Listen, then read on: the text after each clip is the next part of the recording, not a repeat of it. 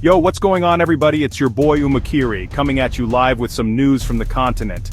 Now we're heading over to West Africa to a country that's been making some serious headlines, Burkina Faso. You see, back in September 2022, this guy, Captain Ibrahim Traore, came to power. It was a military coup, yeah, not ideal. But, hey, this is Africa, it happens. Anyway, since then, Traore's been like a man on a mission, talking about security, talking about sovereignty, talking about making Burkina Faso economically independent. And he's been busy, my friends, busy. We're talking a whole bunch of new projects and initiatives, all aimed at changing the game in Burkina Faso. So, buckle up because we're about to break down 10 of the most important things happening in Burkina Faso right now, under the leadership of Captain Traore. Let's jump right in.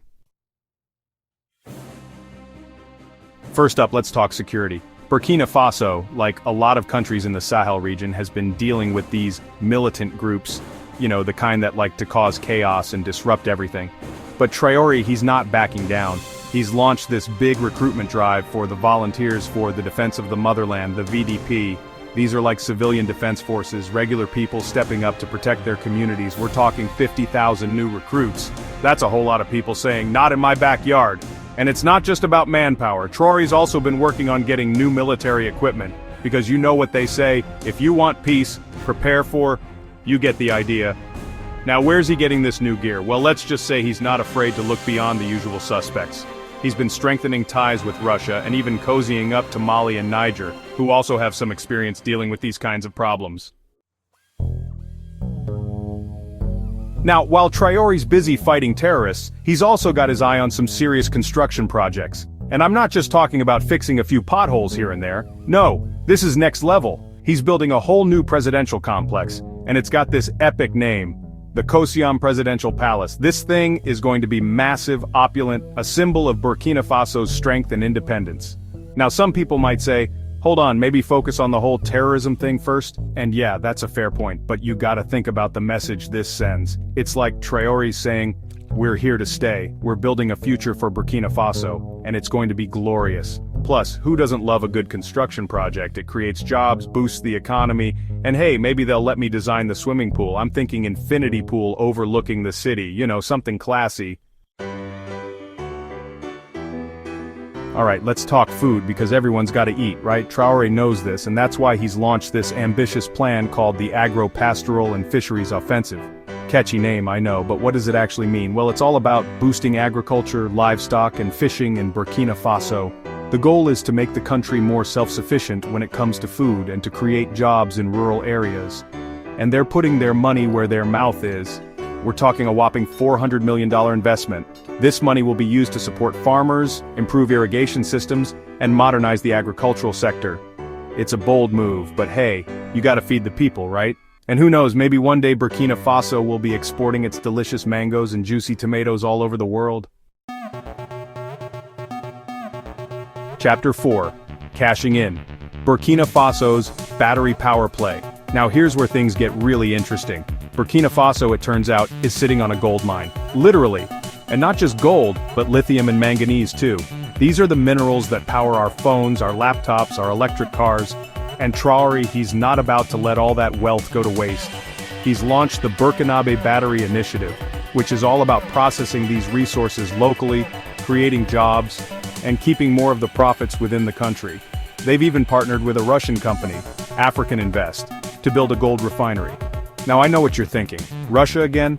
Seems a bit suspicious. And yeah, maybe it is, but hey, business is business, right? And if this deal can help Burkina Faso take control of its natural resources, who am I to judge? Plus, imagine the possibilities. Burkina Faso could become a major player in the global battery market. They could be supplying the world with the power it needs to run its gadgets. That's a game changer. Chapter 5. Healthy kids, healthy future. Okay, let's switch gears for a second and talk about healthcare. Traore's made it clear that he cares about the children, the future of Burkina Faso. And what better way to invest in the future than to make sure kids are healthy? That's why he's expanded access to free healthcare for children under 5 and pregnant women. This is a huge deal in a country where access to quality healthcare can be a challenge, especially in rural areas. Now this initiative isn't just about providing free checkups and vaccinations, it's about tackling infant mortality rates, improving maternal health, and ensuring that every child in Burkina Faso has a fighting chance. Because let's be real, a healthy population is a productive population, and when you invest in the health of your people, you're investing in the future of your nation. It's a no-brainer. Chapter 6. Big Brother is watching and he needs your help. Now this next initiative is a little bit controversial, but hey, that's never stopped anyone before, right?